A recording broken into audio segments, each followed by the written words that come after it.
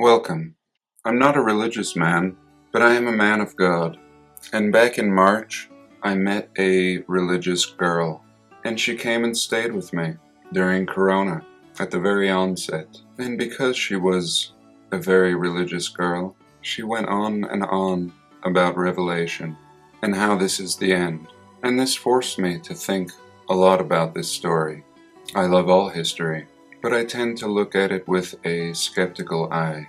I try to see the truth in the story, which has been twisted by someone.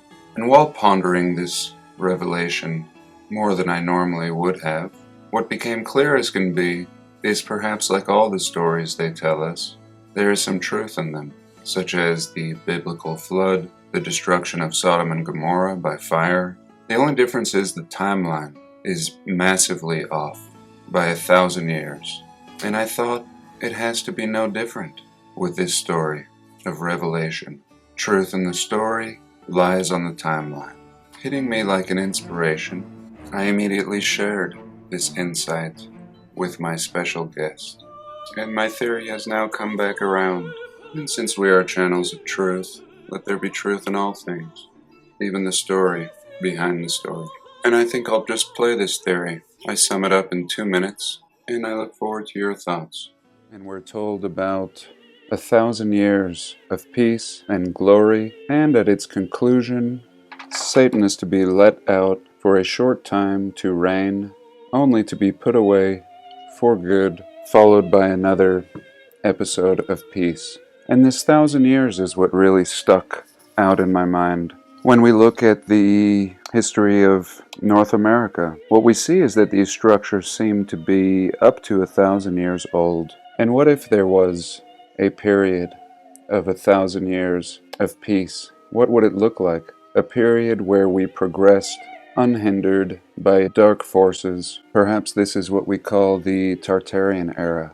And what if the 1,000 years of peace had already happened, and what we see is these unified buildings found throughout our plane, more impressive and beyond the abilities of anything we create today? And perhaps this last 200 years was referring to this revelation. Perhaps this was not a prophecy, but something that had already come to pass. And here in our recent times, in our inherited times, we live in a lie. Everything flip-flopped, completely misunderstood, and this being the metaphorical time or rule of Satan, a time where money and time itself dominate our lives. And what we're seeing in this current situation is a breakdown, a complete breakdown of the power structure.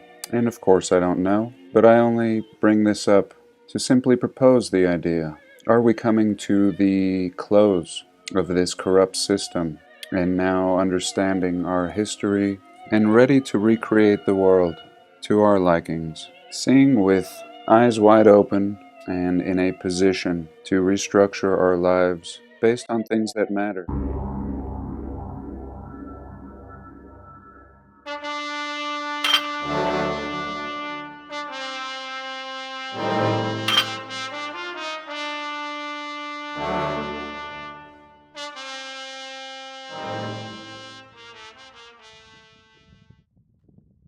It's no secret. The world will want you to do what it wants you to do.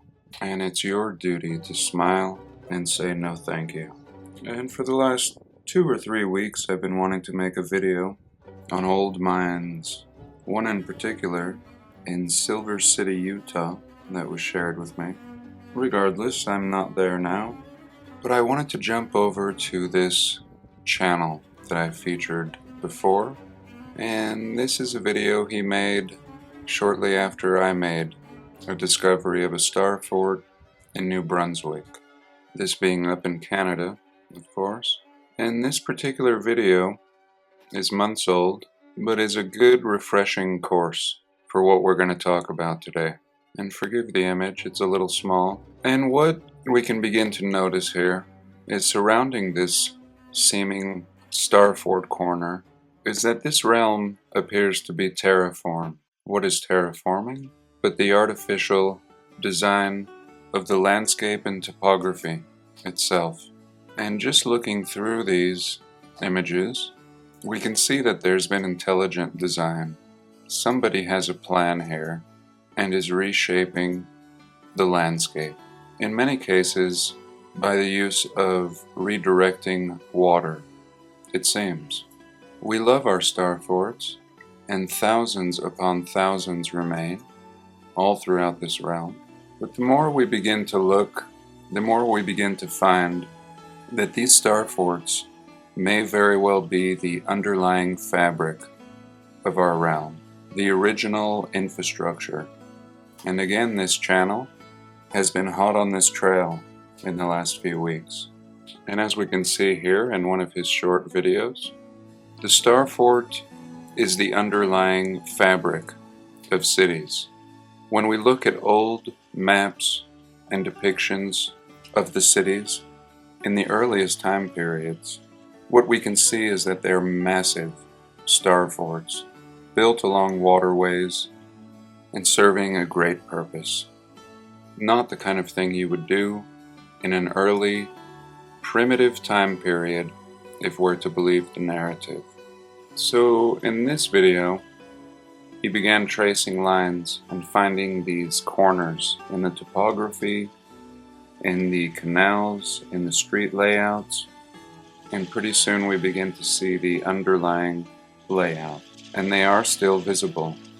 And what we do is we look for the wastelands, and we also look at mines.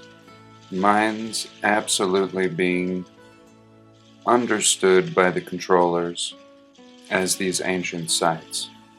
And here, for example, he's showing a mine.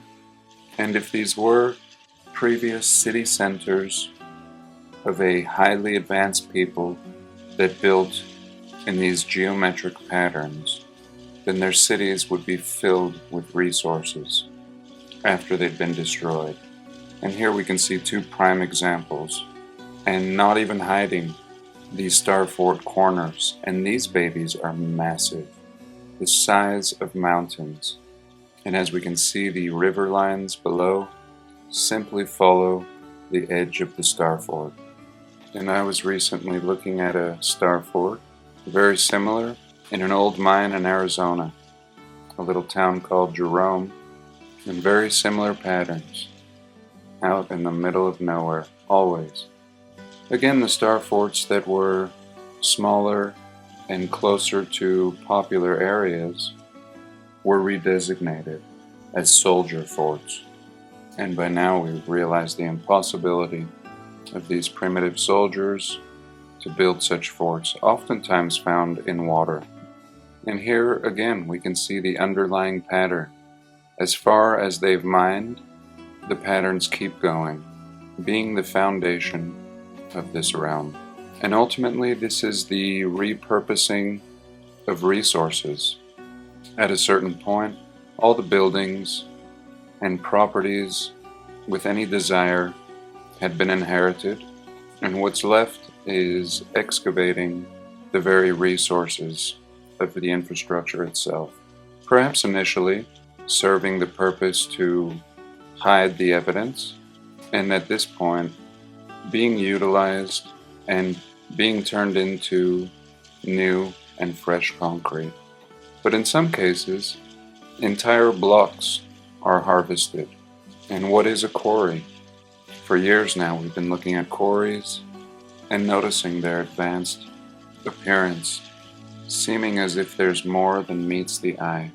And here again a very old depiction showing a Starfort. No shortage of these types of images, found all throughout our realm. And when overlaid on top of modern cities, we see that the structure is still there, simply built upon.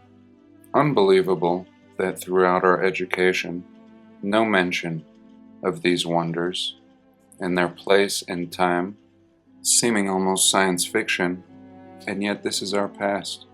This is our hidden story. And here we go. The photo of the day. What is going on here? This is what's lying underneath our feet. Somebody absolutely created and shape the terrain, and it's uncertain what these guys are doing. Cutting it up into blocks, or were they already blocks? Clearly we see cut marks here, shaping it into more manageable forms, as they appear to have originally been megalithic in size, unmanageable to modern tiny people. And this is just super mind-blowing. And here, even in the mainstream, trying to offer some explanation to these blocks as if they are naturally occurring limestone, completely stupid and pretty desperate on the mainstream's part. What do you think? Can limestone naturally form in this fashion? Now, this is a little silver mine that was shared with me, as I mentioned earlier. Silver City, Utah. Here's its location, south of Salt Lake, maybe a couple hours. Essentially the middle of nowhere, as far as Utah is concerned. And here it is, out in the wasteland area. And really, from the Google Earth, not looking very impressive. Many other areas I might be interested in exploring initially. And here we have this silver mine. And no doubt, artificial patterns all over the place. A perfectly straight road that's been used as a highway, but then another perfectly straight one next to it, as seen here. And corners everywhere. Even when we look at these mining operations, we always find corners. And this ties back to the airports that we find, always laid out in this triangular fashion. And let me just show you what this city looks like from ground level. And here we go. Lots of different types of ruins. This one of my favorites. Pretty amazing. Brick, concrete, advanced infrastructure lying in ruins. And what about this story? How did these ruins get here? Looking like the ruins to any major city in the past, terraced levels like pyramids and starforts. And this doesn't make any sense. Looking at it from a mining perspective, this is clearly something older. And before jumping into the narrative, let's see what black and white pictures they offer up. The color ones seeming to be pure ruins. And here we have a little look at Silver City, Utah in a very early time period.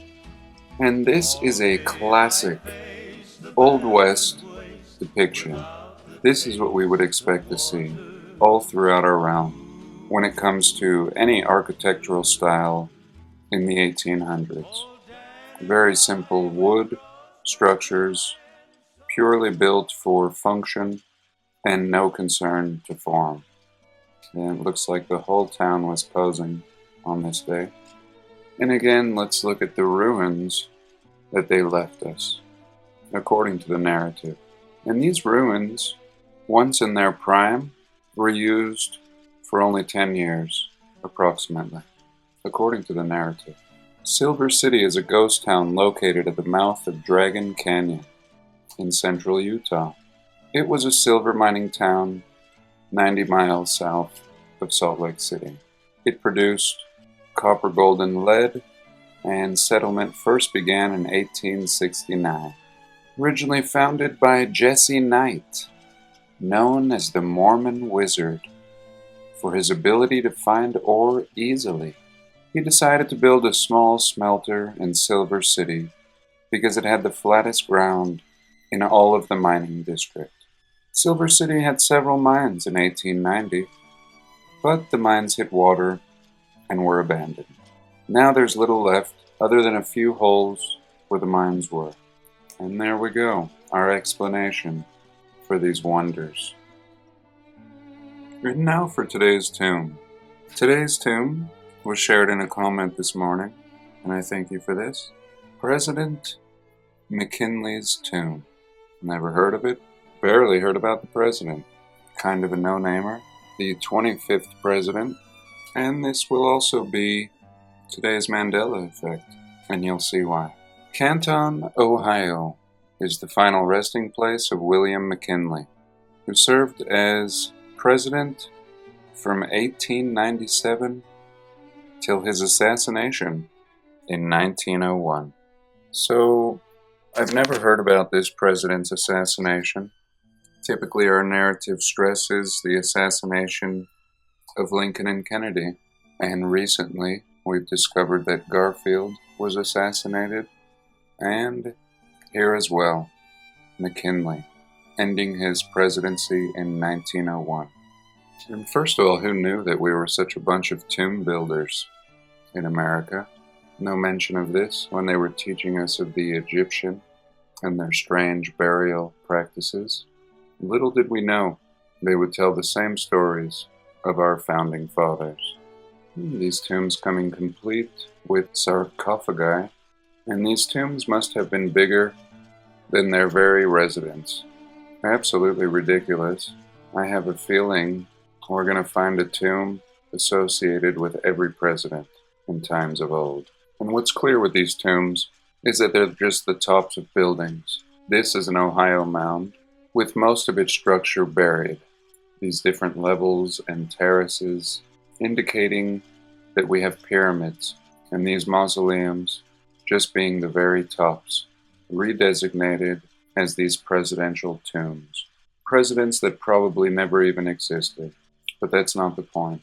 How ridiculous would it be for any of the last 12 presidents, for example, to request being buried in such an imposing building? It would be completely ridiculous and over the top, and yet that's exactly what we're told of these presidents of old, that their families found it necessary to raise money and form these committees to build these tombs. I don't think so, but I'd love to hear your thoughts. So I'm actually watching a Terry Carter video, and somebody left a comment right here. Very fascinating. Actually, history needs to simply change that discovered word to colonize, because the Viking ship in Death Valley shows that. And I've never heard of a Viking ship in Death Valley until right now. I've seen the buried ships underneath the foundations in San Francisco, but here I thought we'd have a little look, or just a look. On the morning of March 9th, 1933, a biosearcher searching for a new species of desert wildflower near Agua Caliente Springs, in the mountains just west of the Salton Sea, when an old prospector wandered into their camp. He told them that a few days before he had seen what looked like a wooden ship with a snake or dragon's head carved on the bow, poking out of the canyon wall. And after getting directions, the next day the couple hiked to the canyon, and sure enough, just as the old prospector said, the bow of a wooden ship was sticking out of the cliff. By the time they reached the site, it was getting late, and the ship was so high up in the cliffside that without special equipment, they decided to return. That evening, at 5:55 p.m., the 1933 Long Beach earthquake hit, destroying a great deal around them, including their campsite. They felt they had no choice but to return home, resolving to come back next weekend and take photographs of the craft. When they returned the following weekend, the canyon trail was completely blocked off. After searching most of the day, climbing over rocks, boulders, and landscape, they no longer recognized the area and were unable to find the canyon wall or the ship. And the guy says, now that's a good story, but are there any other references to Vikings in the southwest U.S.? Let's see. And this is supposed to be a petroglyph of a ship. And finally, is there anything else? He says, yes, there is. In 1931, Bruce Russell supposedly fell through the roof of a cave by Death Valley. In this cave system were the remains of several giant men around 9 feet in height. They had red hair.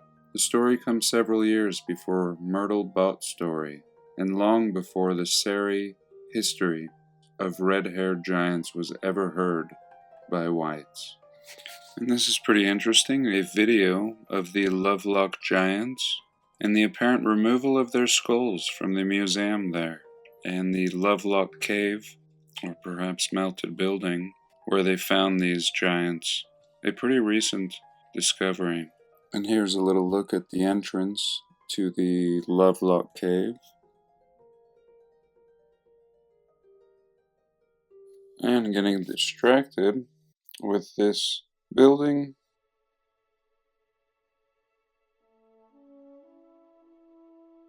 Clearly in ruins. I just have to see where this is. Absolutely fascinating. And are these chunks of bronze? Clearly metal. Often what's missing in these ruins. And this looking exactly like what I was looking at today, hiking around with my dog. Only lacking these pieces of metal. Amazing. You see how these pieces of metal go through, almost acting as a reinforcement for the structure, keeping the walls from collapsing in on themselves or apart. And I have seen these in my town, these kind of anchors in the brick, just not made of this bronze, or I'm not sure what. Let's see where this is, if this really is in the United States. Sometimes search engines just spitting out whatever they want. And awesome. Why do I say that? Because this is in Arizona. Unbelievable. Out here in Arizona, the Casa Grande ruins. Instead of the Great Wall of China or Stonehenge, these are ancient American ruins and landmarks. The United States is a relative newcomer to the world stage, but there have been people long living on this continent, and they've left traces of their presence, just as mysterious as those found in other countries. Super cool.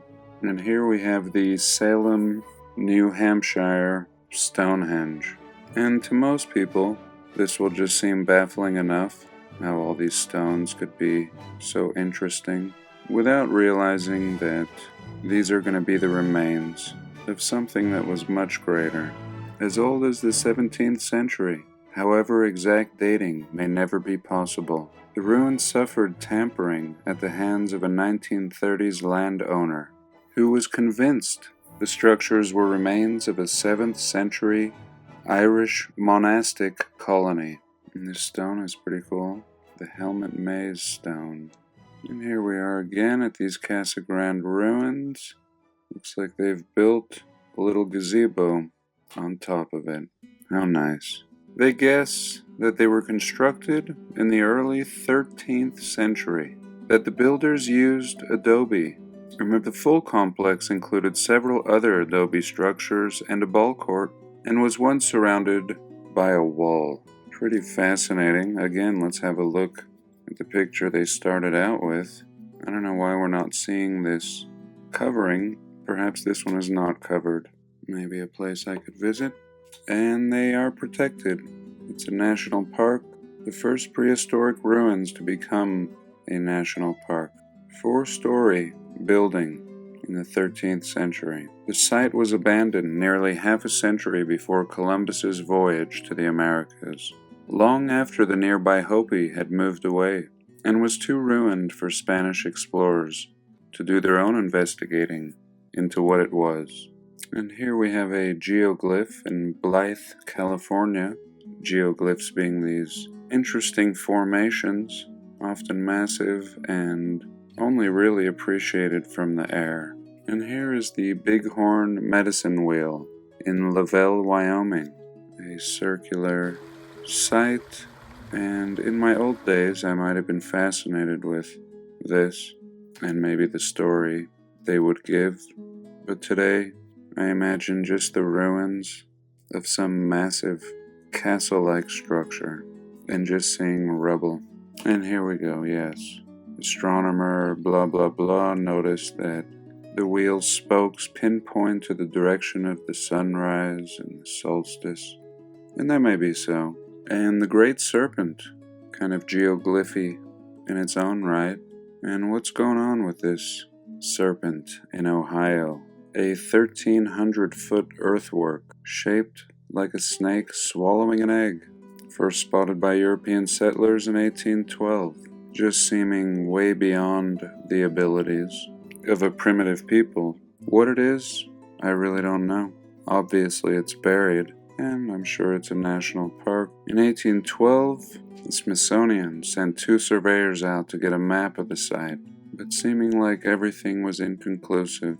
They can't decide on the mound's purpose, some claiming it was a vast tomb, and again, that it may have had an astronomical purpose. So I guess that's it. I thank you for joining me, and do have a blessed day. Please like, comment, and subscribe.